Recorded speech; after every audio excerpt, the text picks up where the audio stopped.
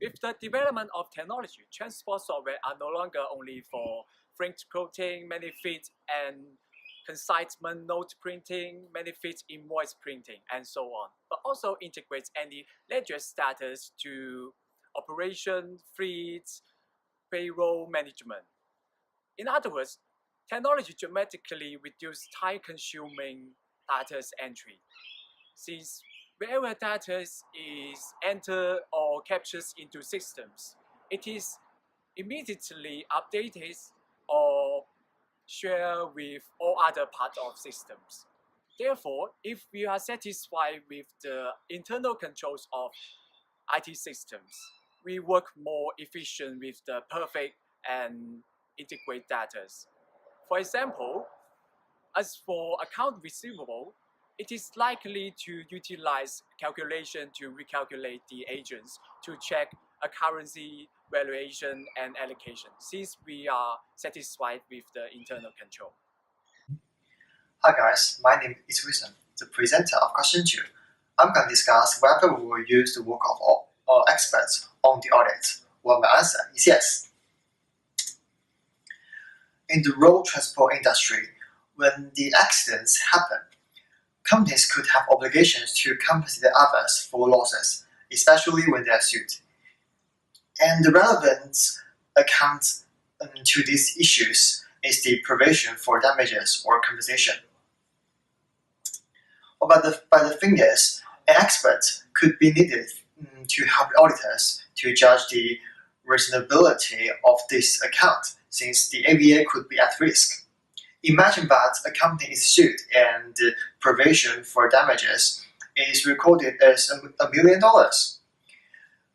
And the auditors are not sure whether this amount is reasonable, so they ask help from a lawyer.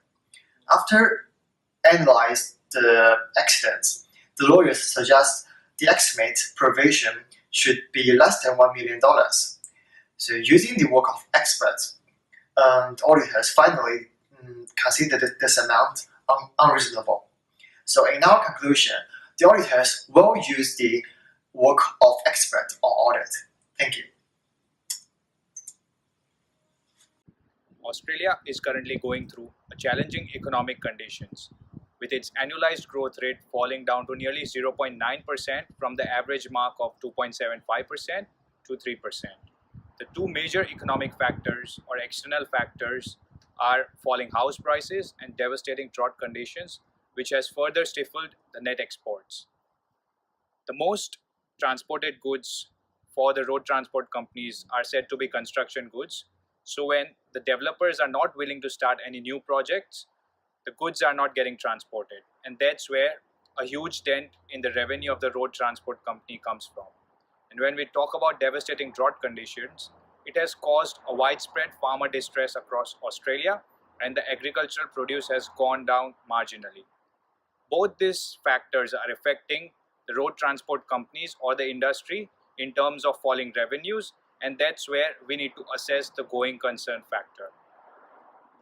One of the common key audit matter in the road transport industry is revenue, as it consists majorly of services. For example, transportation of goods between the departments, which in nature is rendering over a period of time. So the process of assuring of services is rendered around the balance sheet date, and it's so complex that it is dependent on the management estimate or judgment.